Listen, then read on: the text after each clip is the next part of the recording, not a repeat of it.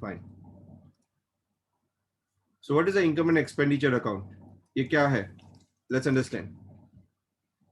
So profit organisation कलम में मैंने आपको बताया कि प्रॉफिट ऑर्गेनाइजेशन जो होते हैं वो कैश बुक बनाते हैं, और नॉट फॉर प्रॉफिट ऑर्गेनाइजेशन होते हैं वो समरी रिपोर्ट बनाते हैं. वो भी कैश बुक तो बनाते ही है, बट वो समरी रिपोर्ट बनाते हैं, व्हाट वी कॉल से as a receipt and payment account. That was the first account. The second account they made is income and expenditure account. Now ये income and expenditure account is exactly आपके PNL account जैसा है, profit and loss account जैसा. याद का profit and loss account last year, पहले मैं उसको थोड़ा ब्रश अप करता हूँ.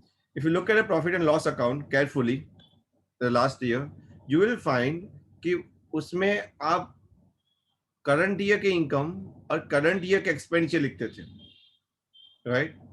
So whatever the income and gains over there, you write on the credit side. Whatever the expenses and losses were there, you write on the debit side. So there were two sides, debit side and the credit side. But not for profit organizations ऐसा P&L account नहीं बनाता.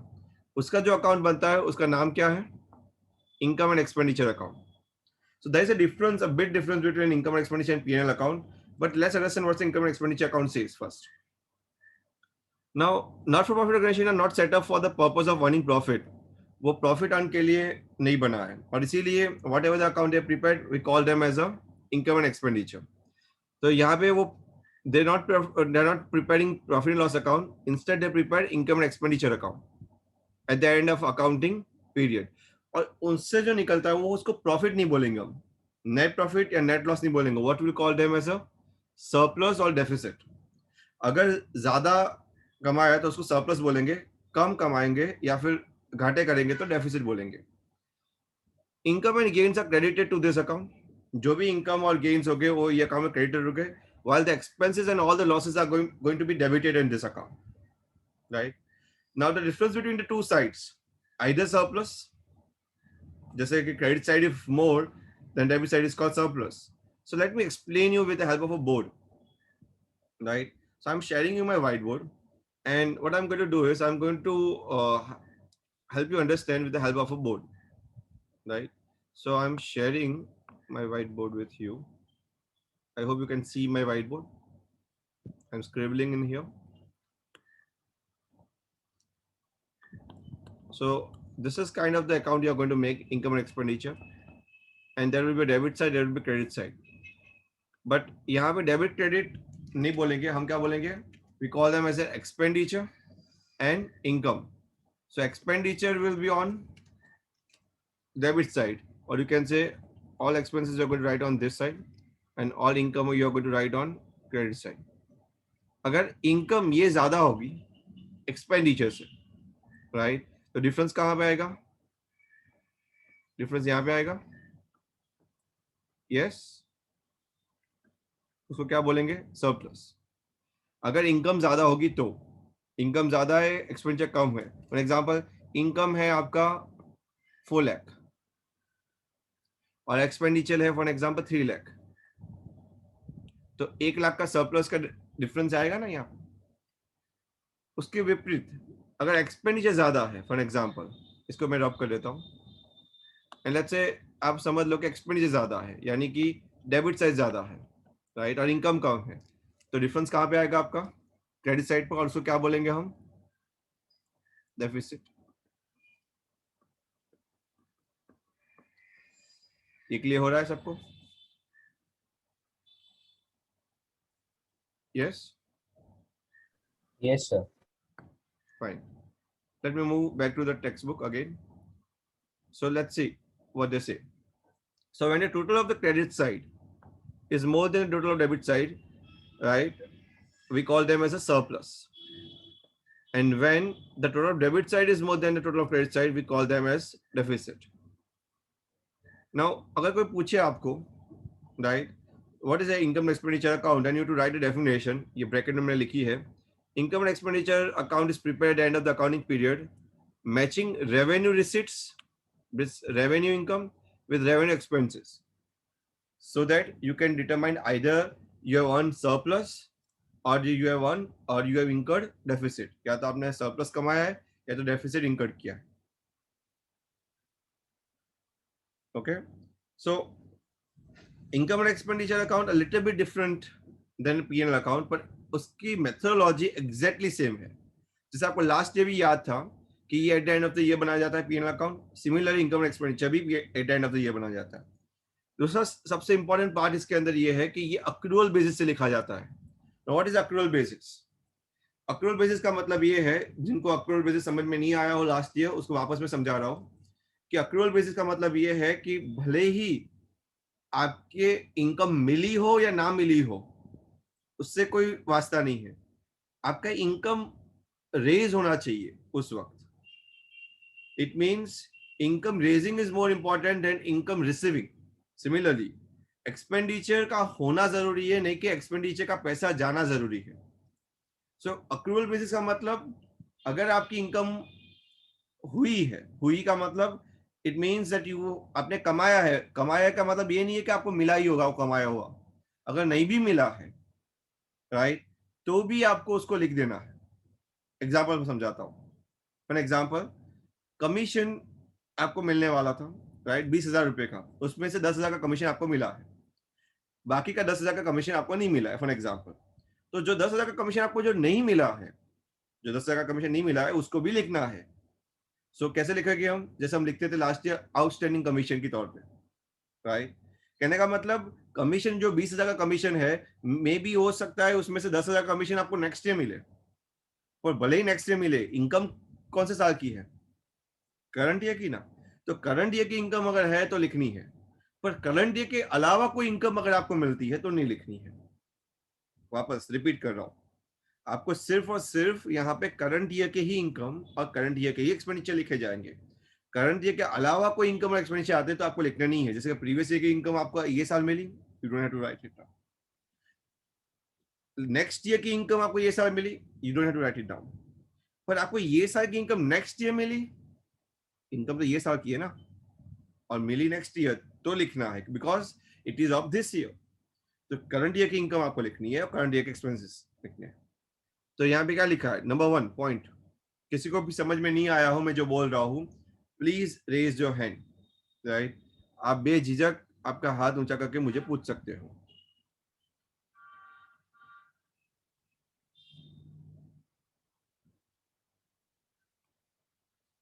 For example, revenue expenses for the accounting period are taken whether they have been paid or not. Revenue जो खर्चे हैं accounting period दरमियान, उसको ध्यान में लिया जाएगा, भले ही उसको पे किया जा रहा है या नहीं पे किया जा रहा है। Example, for example rent, rent आपने पे की, 1,200 रुपए की रेंट पे की राइट पूरे साल दरमियान, पर एक्चुअल रेंट थी आपकी 3,600 रुपए की, यानी 2,400 रुपए एक्स्ट्रा थे, आपने पे नहीं की, आपने नेक्स्ट ईयर पे की बाकी की 2,400 रुपए की। Then also you have to show in the books of account at 3,600 only. समझ में आ रहा है? Whether you are paid or not, that is irrespective. But whether that expenses of the current year, that is what it matters. क्या एक खर्चा current year का है, वही मैटर करेगा बेटा। Similarly, revenue incomes for the accounting period are taken whether they have been received or not. Physically आपके पास आया है कि नहीं पैसा, फिर भी आपको लिखा जाएगा अगर वो करंट ईयर का होगा तो। करंट ईयर का मतलब 1 अप्रैल से लेकर 31 मार्च के बीच में होगा तो। क्लियर है ये सबको यहां तक? कोई डाउट तो प्लीज रेज योर हैंड बेटा।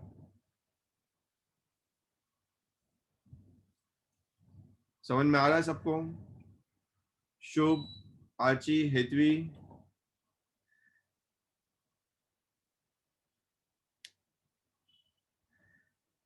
यस। फिर भी नहीं समझ में आ रहा है, कुछ भी छोटा सा भी डाउट हो तो प्लीज पूछिए, बेझिझक पूछिए।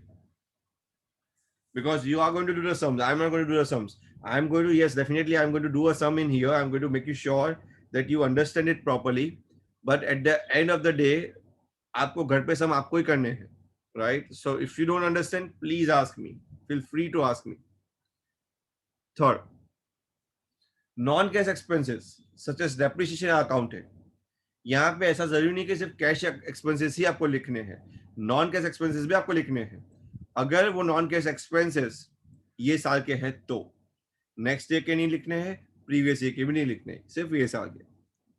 नेक्स्ट, कैपिटल एक्सपेंडिचर जैसे कि परचेज ऑफ लैंड, राइट, वो कभी कंसिडर नहीं किए जाते। ऑलवेज याद रखिए, इनकम एंड एक्सपेंडिचर अकाउंट में always revenue expenditure he create what I can say लिखे जाते हैं, पर कैपिटल एक्सपेंडिचर कहाँ लिखा जाएगा?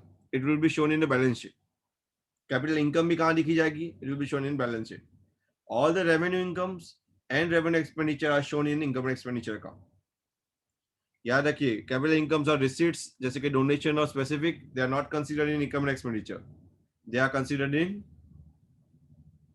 Balance sheet. Fine, let's move ahead. Some important note before we go further. यहाँ पे income and expenditure account, right, does not have an opening balance, right. याद रखिए, income expenditure account PNL account की तरह है, वो हर साल बनाया जाता है, तो इसका कोई ओपनिंग बैलेंस क्लोजिंग बैलेंस नहीं होता, राइट। क्लोजिंग बैलेंस जो होता है वो एक्चुअली या तो सरप्लस होता है या तो डेफिसिट होता है। यानी अगर आपकी इनकम ज्यादा हुई तो सरप्लस होगा, आपकी खर्चे ज्यादा हुआ तो डेफिसिट हो जाएगा। और ये कहाँ ट्रांसफर होगा? Which is transfer to where? यहाँ पे कैपिटल अकाउंट तो बनेगा नहीं, क्योंकि यहाँ पे कोई ओनरशिप तो है नहीं, कोई भी क्लब, कोई भी चैरिटी ऑर्गेनाइजेशन की किसी की ओनरशिप नहीं है, तो यहाँ पे कैपिटल की जगह पे क्या बनेगा? We call them as a capital fund, right. It is also known as general fund. उसको क्या बोलेंगे हम? General fund. या फिर क्या बोलेंगे, उसका दूसरा नाम क्या है? Corpus fund, right. So by different names it is been called capital fund, general fund या corpus fund. And this the entire thing is shown in where? This shown in balance sheet. ये पूरी चीज आपको balance sheet में दिखाई जाएगी। Now, current accounting periods revenue items only are considered in income and expenditure. Again, ये repeat किया गया है, current year की ही items income and expenditure में लिखी जाएगी, ना कि preceding year की, पिछले साल की नहीं लिखी जाएगी, ना कि succeeding year की, यानी कि next year की नहीं लिखी जाएगी, right? They are excluded, excluded यानी नहीं लिखी जाएगी। अब ये कैपिटल एक्सपेंडिचर क्या होता है और रेवेन्यू एक्सपेंडिचर क्या होता है आपको पता ही है, but then also let me go through it again. Capital expenditure यानी it spreads then more than 1 year or more than one accounting period, right? जबकि रेवेन्यू एक्सपेंडिचर क्या होते हैं? जिसके बेनिफिट उसी साल में एक्सपायर हो जाते हैं। जैसे कैपिटल एक्सपेंडिचर का एग्जांपल दूं तो land and building capital expenditure है, और रेवेन्यू एक्सपेंडिचर का एग्जांपल दूं तो सैलरी टू स्टाफ है, रेंट है, एजुकेशनल ग्रांट है, ऑनररियम पेड है, स्पोर्ट्स मटेरियल यूज्ड है। वो सब अगर एक ही साल में अगर खर्चा आपका खत्म हो जाने वाला है तो उसको रेवेन्यू खर्चा बोलेंगे, पर एक साल से अधिक जाने वाला है तो उसको हम कैपिटल खर्चा बोलेंगे। सिमिलरली कैपिटल रिसीट्स और रेवेन्यू रिसीट भी उसी तरह के हैं।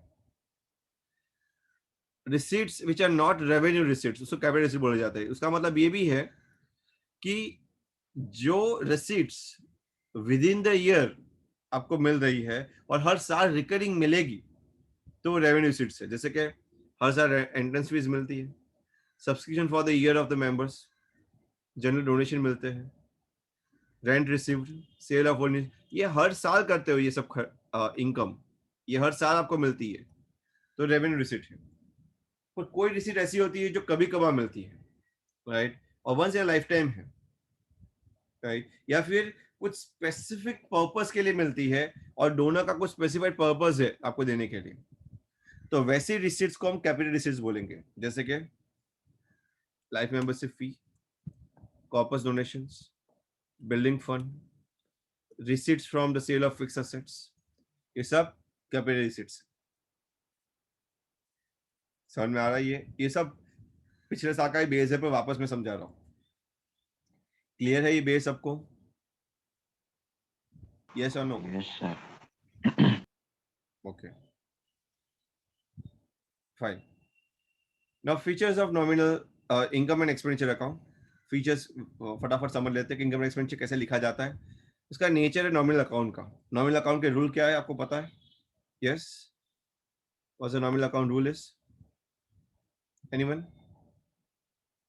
Debit all expense and losses expenses, and credit all, income and gains, yes, debit all expense and losses, credit all income and gains. Point number 2, इसके लिखने का तरीका कैसा है? अक्रूवल बेसिस, यानी भले ही आपको फिजिकली पैसा मिले या फिजिकली पैसा जाए, पर अगर वो इनकम है या अगर वो एक्सपेंडिचर है तो आपको लिखना है। सेकंड। थर्ड, यहाँ पे अकाउंटिंग पीरियड का इंपॉर्टेंट है, राइट? तो ये वही इनकम और एक्सपेंसेस लिखेंगे जो करंट ईयर के अकाउंटिंग पीरियड में आते हैं, वो ना ही प्रीवियस ईयर का लिखेंगे ना ही नेक्स्ट ईयर का लिखेंगे। सो वेदर पेड और नॉट, फिजिकली पे करना ना करना वो इंपॉर्टेंट नहीं है, इंपॉर्टेंट क्या है कि वो करंट ईयर का है कि नहीं। यहाँ पे ओपनिंग और क्लोजिंग बैलेंस नहीं होगा। अगर आपका डेबिट साइज ज्यादा होगा तो डेफिसिट हो जाएगा, और अगर आपके इनकम ज्यादा है तो आपको सरप्लस हो जाएगा। So it does not have any opening और closing balance. Adjustments,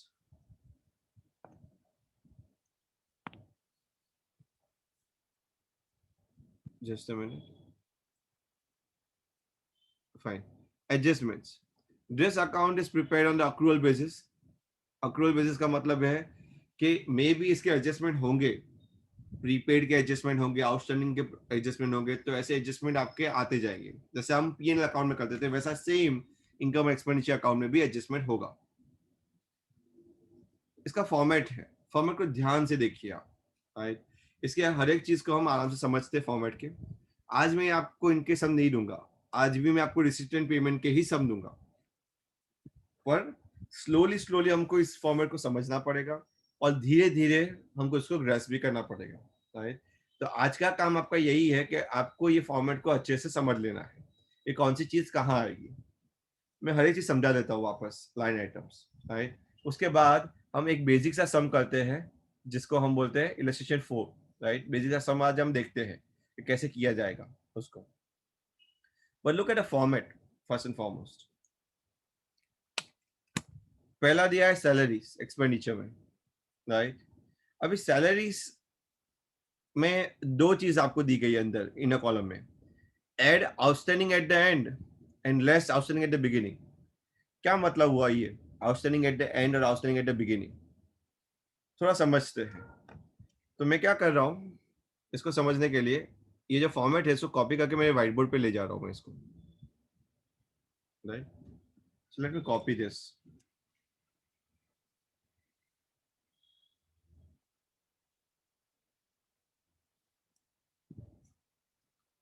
right? And I am taking this format to my whiteboard. I hope you can see the whiteboard now.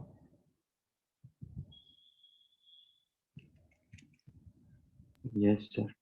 Right? Can you see the format now also? Yes. Fine. Now salaries में आपको दो चीज दी गई है यहाँ पे, अगर ध्यान से देखोगे तो it shows the outstanding at the end and outstanding at the beginning. इसका मतलब क्या? आपको ये एक चीज पता है कि अगर सैलरीज आउटस्टैंडिंग है तो उसकी दो एंट्री आती है। कोई मुझे बता सके कहाँ पे दो एंट्री आती है? Can anyone tell me where two entries of this salary outstanding will come? Yes, Vinit. Sir, first in profit and loss account debit side and on Every time balance what you sheet. do, you add it up, right? Yes, sir. And And and on balance sheet liability side, we will add outstanding salary. okay, very good. Now in here we are not making profit and loss account. What you are making is, हम जो account बना रहे हैं उसका नाम क्या है? Income and expenditure, right? The name of account is income and expenditure account. Now in here we are going to add same as in P&L. जैसे हम P&L में करते थे वैसे यहाँ पे भी हम ऐड करने वाले हैं, right? बट ये लेस क्या किया है? तो लेस ये उन्होंने वो किया है कि लास्ट ईयर की अगर आउटस्टैंडिंग है तो ये साल की बिगिनिंग आउटस्टैंडिंग बनेगी, राइट? तो उन्होंने लेस किया है। व्हाट इट मीन, उसका मतलब क्या होता है? उसका मतलब ये होता है कि लास्ट ईयर आपका कुछ आउटस्टैंडिंग रह गया था सैलरीज का, राइट? और मे भी हो सकता है कि ये आउटस्टैंडिंग लास्ट ईयर का है तो वो पूरे साल तो आउटस्टैंडिंग रखेगा नहीं कोई, तो आपको ये कंसीडर कर लेना कि अगर लास्ट ईयर का कोई आउटस्टैंडिंग है तो आपको ये साल बाय डिफॉल्ट मिल चुका है, बराबर है? पर मेरा सवाल ये है आपको, क्या आप लास्ट ईयर की आउटस्टैंडिंग सैलरी ये साल दिखाओगे इनकम एंड एक्सपेंडिचर में, क्योंकि income and expenditure accrual basis पे लिखा जाता है। उसका मतलब करंट ईयर के ही इनकम, करंट ईयर के ही एक्सपेंडिचर आपको लिखने हैं। लास्ट ईयर का अगर आउटस्टैंडिंग पड़ा हुआ है तो is it belong to the current year? मैं सवाल, No, sir. if it's not belong to the current year then you should less it, right? Example से समझाता हूं मैं आपको। आपको क्वेश्चन में दिया है, ऐसा कुछ दिया होगा, right? Let me right it down on the board. salaries outstanding, right? and let's say current year कुछ दिया होगा and previous year का कुछ दिया होगा, मे बी ईयर ही लिखा होगा, मे बी लिखा होगा 2019 20 likewise, right? और लास्ट ईयर का आउटस्टैंडिंग था करंट ईयर का आउटस्टैंडिंग है 3000, लास्ट ईयर का आउटस्टैंडिंग था फॉर एग्जांपल 5000, राइट? और रिसीट एंड पेमेंट अकाउंट आप जब बनाओगे तो उसमें अंदर ऐसा आएगा, सैलरीज कहीं पे लिखा होगा, राइट? पेमेंट साइड पे लिखा होगा लेट्स से सैलरीज पेड 50,000। तो आपको क्या करना है पता है? ये सैलरीज है ना, इसको इनर कॉलम में लिखना है पहले आपको अंदर 50,000, right? Outstanding at the and कितना है? ये का आउटस्टैंडिंग कितना है? 3000। इसकी दो एंट्री, एक यहाँ पे और दूसरी बैलेंस शीट में, बराबर है? कितना हुआ? 53,000 हो गया। और इसमें से आउटस्टैंडिंग कितना है प्रीवियस ईयर का? 5,000। तो इसका मतलब ये होता है कि ये 5,000 50,000 में मिल चुका है हमको, प्रीवियस ईयर का जो आउटस्टैंडिंग होगा वो, right? And that's why we are deducting it from it. हम इसीलिए इसको 5,000 यहां से डिडक्ट कर रहे हैं, right? So ultimately your salaries would be what in outer column? 48,000। ये समझ में आ रहा है सबको?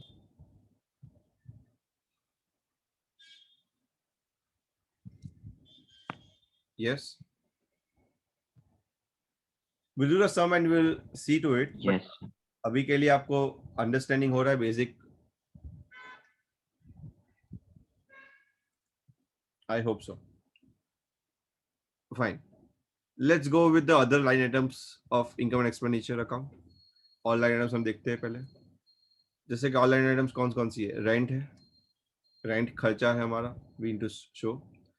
Insurance premium, yes definitely. और उसमें भी जनरली प्रीपेड का एडजस्टमेंट आता है कि हमने ज़्यादा इंश्योरेंस प्रीमियम पे कर दिया नेक्स्ट ईयर के लिए भी, राइट? तो नेक्स्ट ईयर का अगर होगा तो उसको लेस किया जाएगा, राइट? वैसे ही ऑडिट फीस एक्सपेंडिचर है, प्रिंटिंग एंड स्टेशनरी एक्सपेंडिचर है, ऑनरेरियम मैंने कल भी समझाया था। ऑनरेरियम यानी कोई बड़े सेलिब्रिटी आती है, राइट, कोई गिफ्ट देने के लिए, तो उसके लिए ऑनर में कुछ खर्चा किया जाता है, that is called honorarium. Telephone expenses, repairs, depreciation, loss on sale of fixed assets, sports material used, ये सब खर्चे हैं आपके। जैसे आपने सैलरीज में यहाँ पे देखा, राइट, वैसे सब्सक्रिप्शन में भी होता है, राइट? इसमें सोचना, आज मैं सोच रहा हूँ, मैं आज एक भी सम्स पे नहीं जाऊंगा, इस पे सिर्फ आप थोड़ा सोच विचार करना। ये जो पूरा फॉर्मेट है ना, फॉर्मेट आप अच्छे से आज गो थ्रू करिए, कल से हम सम स्टार्ट करेंगे, right? But you have to go through it, and today you are going to do the 3 more sums of receipt and payment account, right? 4, 5 and 6, right? That I am going to give in a homework. But आज मैं इसके सम नहीं करवाऊंगा, मैं इसके सम कल से करवाऊंगा। पर आज इसके ऊपर आपको ये फॉर्मेट आपको ध्यान से देखना है और सोचना है उसके ऊपर। सब्सक्रिप्शंस, सब्सक्रिप्शन में भी सेम फंडा है। अगर ये साल का आउटस्टैंडिंग है तो उसको ऐड किया जाएगा, right? If you can see in here, right? और लास्ट ईयर का आउटस्टैंडिंग है तो उसमें लेस किया जाएगा। तो इसमें दो और चीज भी आएगी, एडवांस भी हो सकता है। तो सब्सक्रिप्शन, अगर ये सारे का एडवांस है, ये सारे अगर आपका एडवांस मिला है तो उसको लेस करो, राइट? और अगर लास्ट ईयर का एडवांस है तो लास्ट ईयर एडवांस आया होगा, इसका मतलब क्या? लास्ट ईयर किसने एडवांस दिया होगा आपको सब्सक्रिप्शन का पैसा, तो ये साल के लिए एडवांस होगा ना। जैसे 2019 में किसी ने एडवांस दिया होगा तो किसके लिए होगा? 2020 के लिए होगा ना। तो लास्ट ईयर का एडवांस यानी वो करंट ईयर की इनकम है, right, and that's why we are adding it. ये समझ में आ रहा है सबको?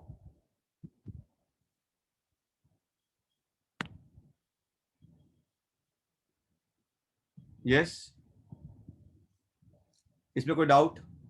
हमने ये लास्ट ईयर का एडवांस क्यों ऐड किया, ऐसा कोई भी डाउट बेटा? No sir. Right, see current year के आउटस्टैंडिंग अगर होंगे तो उसको ऐड किया जाएगा, बहुत सिंपल सा फंडा है, करंट ईयर का आउटस्टैंडिंग, और अगर करंट ईयर का एडवांस होगा तो लेस किया जाएगा, ये करंट ईयर का। पर एट द बिगिनिंग अगर कोई भी चीज एट द बिगिनिंग है, बिगिनिंग यानी शुरुआत में अगर है कोई भी चीज, तो उससे विपरीत एंट्री, जैसे कि आउटस्टैंडिंग इन द बिगिनिंग तो लेस, और एडवांस इन द बिगिनिंग तो add. I hope you understanding it. वैसे ही और भी कई सारी इनकम हो सकती है नॉन प्रॉफिट ऑर्गेनाइजेशन के लिए, जैसे कि एंट्रेंस और एडमिशन फी हो सकती है, जनरल डोनेशन हो सकते हैं, legacy donation. Now legacy donation दो तरह के हैं। एक लीगेसी डोनेशन ऐसा भी हो सकता है जो लाइफ टाइम के लिए हो, तो वो यहाँ पे नहीं आएगा, वो कैपिटल रिसीट्स बोला जाएगा, और capital receipts always comes in the balance sheet. पर अगर लीगेसी डोनेशन में कुछ बोला नहीं गया हो तो जनरली डोनेशन है, तो उसको हम कहाँ लिखेंगे? इनकम एंड एक्सपेंडिचर में लिखेंगे, अगर लीगेसी डोनेशन नहीं बोला गया तो ये बात को ध्यान रखना है आपको। वैसे ही अगर ओल्ड न्यूज़पेपर अगर आपने बेचे और कुछ कमाया इनकम, तो वो इनकम में आएगा। यहाँ पे जो रेंट है, सी रेंट यहाँ पे भी है, रेंट यहाँ पे भी है, पर ये रेंट रिसीव्ड है, राइट। तो सब में क्लियर कट मेंशन होगा कि रेंट रिसीव्ड है, अगर रेंट रिसीव्ड है तो वो इनकम बनेगी आपकी। गेन या profit on sale of fixed assets, income. Sunday receipts, income. अगर कोई भी तरीके से credit side is more, then you will get surplus, and if कोई भी वे में अगर डेबिट साइड ज्यादा हो जाएगा यानी expenditure more, right, then you get a deficits.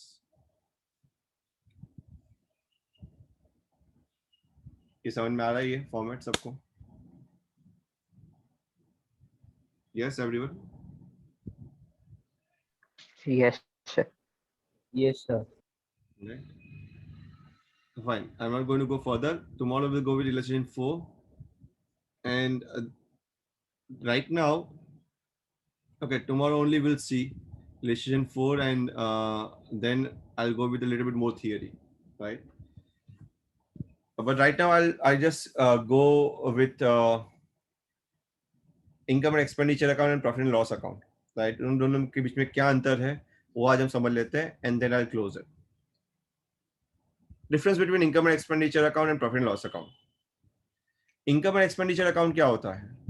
So income and expenditure account वो ये अकाउंट है जो प्रिपेयर किया जाता है एनपीओ में, नॉन प्रॉफिट ऑर्गेनाइजेशन में, क्योंकि PNL account always business enterprise में प्रिपेयर होता है।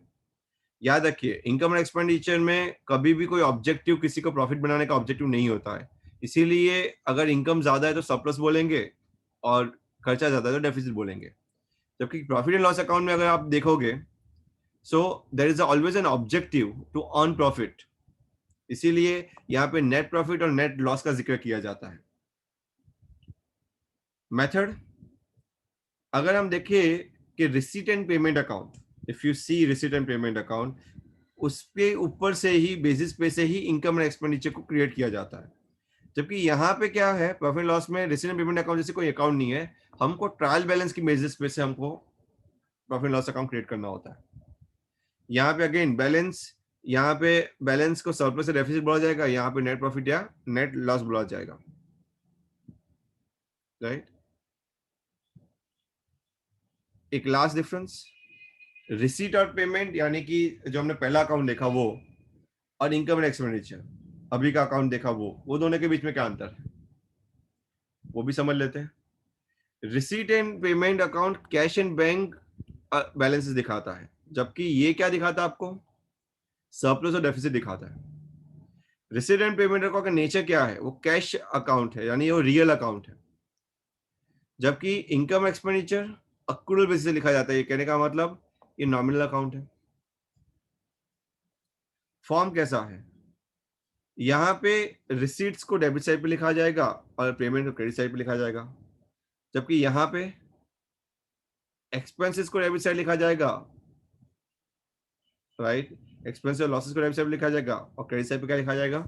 इनकम और गेन्स। बैलेंस, हाँ, यहाँ पे ओपनिंग और क्लोजिंग बैलेंस होता है दोनों का, जबकि यहाँ पे ऐसा कोई भी ओपनिंग और क्लोजिंग बैलेंस नहीं होता है।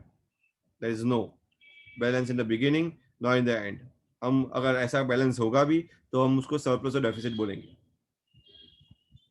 रिसीट एंड पेमेंट में हर एक तरह के ट्रांजेक्शन लिखे जाते हैं, भले वो कैपिटल नेचर के हो या रेवेन्यू नेचर के हो, जबकि यहाँ पे सिर्फ और सिर्फ रेवेन्यू नेचर का ही ट्रांजेक्शन लिखा जाता है।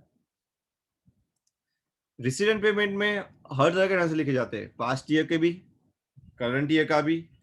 आप लिख रहे हो ना, पास्ट ईयर के भी कोई भी, यानी पैसा आया तो लिखने का है, भले वो पास्ट ईयर का पैसा आया, करंट ईयर का आया या नेक्स्ट ईयर का आया।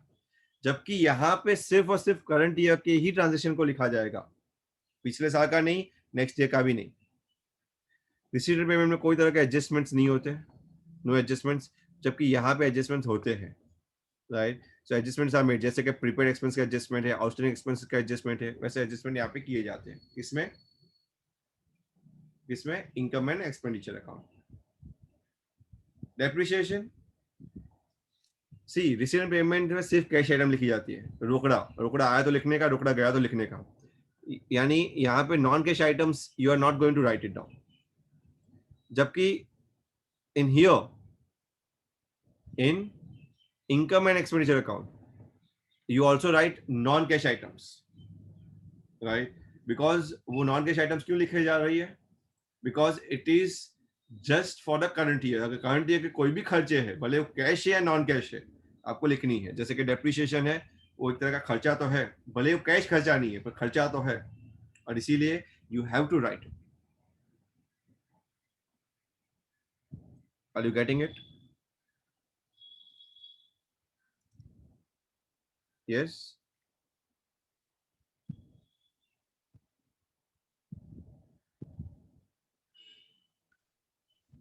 Yes, sir. Fine. Let me bookmark this thing.